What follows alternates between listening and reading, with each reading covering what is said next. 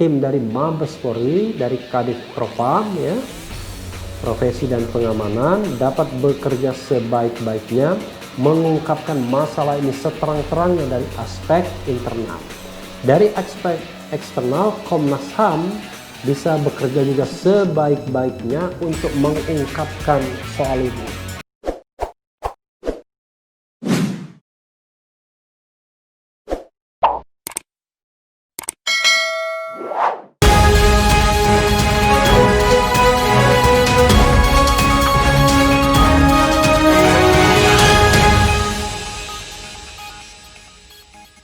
Assalamualaikum warahmatullahi wabarakatuh, Sobat RH sekalian. Jumpa lagi kita di channel yang keren ini, Keren Cadas. Saya masih melanjutkan breaking news mengenai bentrok atau insiden atau yang terkait dengan FPI dan Habib Rizik. Hari ini ketika video ini dibuat memang ramai mengenai penetapan tersangka Habib Rizik. Nah, saya ingin membacakan cerita sedih ya dari keluarga mengenai kondisi jenazah. Sekali lagi mengenai kondisi jenazah dari perspektif keluarga ya. Jadi di sini dikatakan sebagaimana dilansir CNN Indonesia, keluarga beberkan kesaksian soal kondisi jenazah Laskar FPI. Jakarta, CNN Indonesia, keluarga korban menceritakan kondisi jenazah yang tewas dalam bentrokan antara polisi dengan anggota Laskar Pembela Islam, Laskar FPI, di ruas tol Jakarta Cikampek sekitar Karawang, Jawa Barat ke Komisi 3 DPR RI. Keluarga mendiang Muhammad Suci Kadafi Putra, Anandra, mengatakan terdapat 3 luka tembak di bagian dada Kadafi. Ia mengaku mendapat cerita dari ayahnya yang ikut memandikan Kadafi sebelum dimakamkan. Lukanya seperti ditembak jarak dekat. Ayah saya cerita sambil berderai air mata. Luka tembak di dada ada 3, kata Anandra di Komisi 3 DPR Kamis 10 Oktober. Selain luka tembak, Anandra menyebut terdapat luka robek di bagian punggung. Menurutnya, luka tersebut seperti akibat diseret. Kemudian terdapat luka memar di bagian jidat jenazah Kadafi. Di jidat ada biru seperti dihantam senjata api yang di belakangnya. Alhamdulillah muka bersih karena mungkin tidak dipukul di muka. Sampai dikafankan darah masih mengucur, ujarnya. Buat kami sangat luar biasa, itu seperti pembantaian. Berarti tidak ada perlawanan di sana, seperti yang diberitakan itu bohong, kata Anandra menambahkan. Sementara itu keluarga almarhum Lutfi Hakim, Zainuri, mengatakan terdapat luka tembak sebanyak 4 lubang di bagian dada Lutfi. Ia mengaku melihat luka di bagian alat kemaluan Lutfi. Zainuri menduga luka tersebut akibat diinjak. Selain itu sejumlah luka juga ditemukan di beberapa bagian tubuh Lutfi lainnya. Saya lihat pas dimandikan, menyaksikan kayak disiksa, di punggung kayak geseng, kemaluan, bekas diinjak dan pipi bengkak biru, tangan terkelupas. Tembakan dari jarak dekat, 4 lubang di dada tembus ke belakang, kulit di belakang sama di sini di dada terkelupas, kata Zainur. Dalam kesempatan yang sama, keluarga mendiang Andi Oktiawan Umar juga mengaku menemukan luka bekas tembakan di bagian tubuh Andi. Menurutnya beberapa luka di tubuh Andi seperti hasil tindakan yang sadis. Saya lihat pemandiannya, nggak bisa saya bayangin begitu sadisnya. Penembakan itu jelas jarak dekat, kondisi mata. Tembakan begitu banyak di badan, ada 4 di badannya, 1 bolong tembus. Yang saya tahu bolong di belakangnya, mata memar, ujarnya ya. Sebagai informasi, identitas 6 orang yang tewas dalam insiden bentrokan antara polisi dan anggota FPI di ruas jalan tol Jakarta Cikampek adalah Faiz Ahmad Syukur 22 tahun, Andi Oktiawan 33 tahun, ini paling tua ya, M Reza 20 tahun, Muhammad Suci Kadafi Putra 21 tahun, Lutfi Hakim 24 tahun, serta Ahmad Sofyan 26 tahun. Para korban telah dimakamkan. Mabes Polri sendiri belum mau berkomentar banyak terkait luka tembak yang dialami 6 anggota Laskar FPI tersebut. Nah, dalam konteks ini Sobat RH sekalian, tentu tidak bisa dibilang ini bohong karena ini kan faktanya kasat mata dan terlihat. Hanya memang yang harus diselidiki, disidik adalah interpretasi atas fakta yang ditemukan itu ya. Kepala Divisi Humas Polri Inspektur Jenderal Argo Yuwono menjelaskan pihaknya saat ini masih melakukan penyelidikan terkait hal tersebut. Penyidikan masih dalam proses, nantinya akan disampaikan dengan bukti pendukungnya.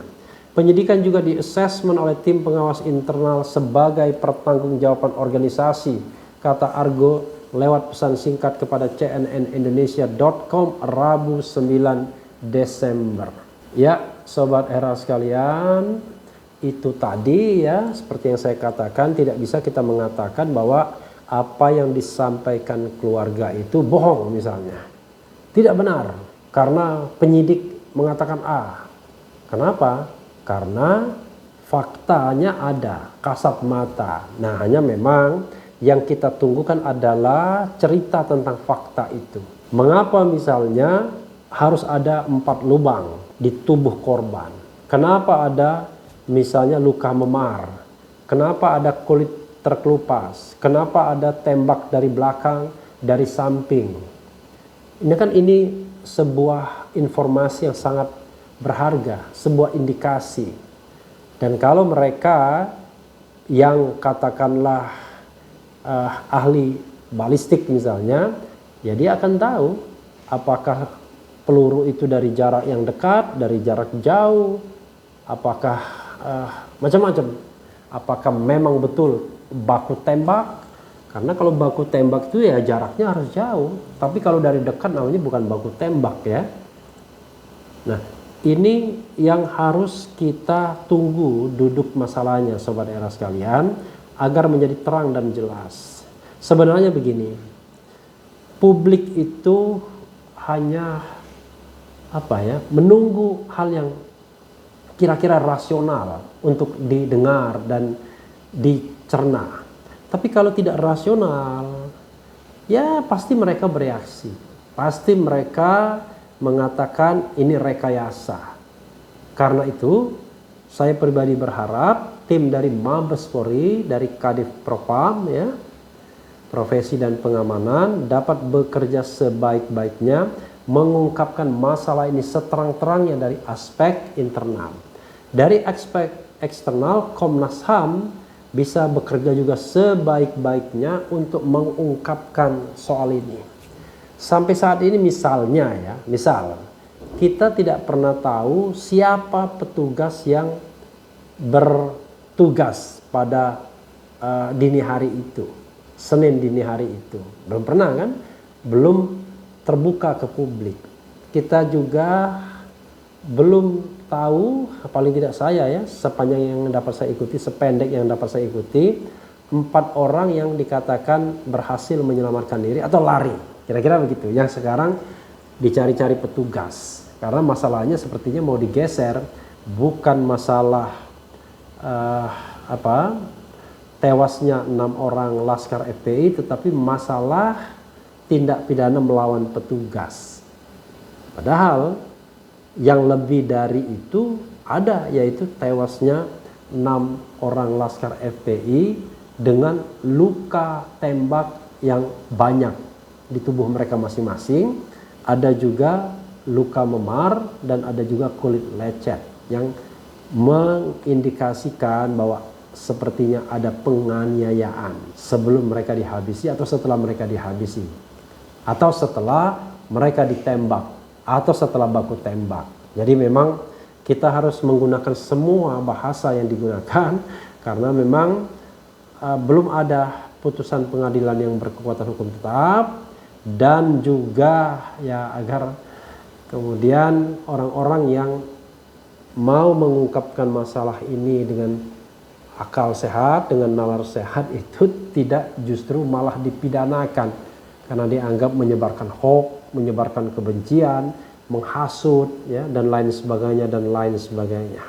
Mudah-mudahan titik terang, sinar terang akan segera kita dapatkan, entah dari tim Propam Mabes Polri, atau dari Komnas HAM, atau jangan-jangan Presiden Jokowi tergerak untuk membuat tim khusus menyelidiki soal ini sambil kemudian menegakkan sebuah disiplin alat-alat negara. agar alat-alat negara tidak mudah menumpahkan nyawa warga negara, betapapun berat, betapapun tinggi temperatur politiknya atau perbedaan pandangannya. Kita tahu FPI adalah kelompok yang pasti tidak disukai oleh istana. Habib Rizik pasti tidak disukai istana.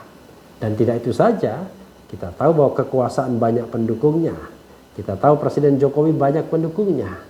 Karena itulah kadang-kadang seperti ini tidak lagi diselesaikan dari sisi kemanusiaan, tapi dari sisi soal dukung-mendukung, caci mencaci, dari sisi banyak-banyakan opini, dari sisi bagaimana memojokkan, bagaimana mengangkat pihak lawan, pihak musuh, dan lain sebagainya, dan lain sebagainya.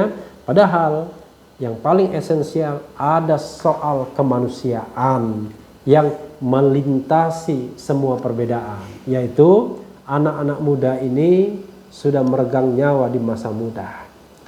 Dalam perspektif FPI dan pengikutnya mungkin mereka bisa dikatakan sebagai mati syahid. Tetapi dalam perspektif negara justru ini yang tidak boleh.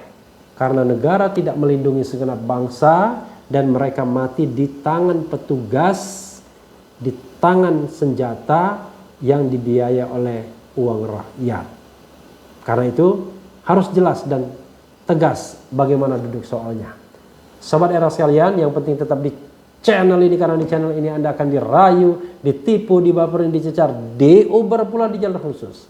Karena channel ini adalah channel yang mengancam, memeras, dan membenci. Jangan lupa subscribe, like, comment, and share.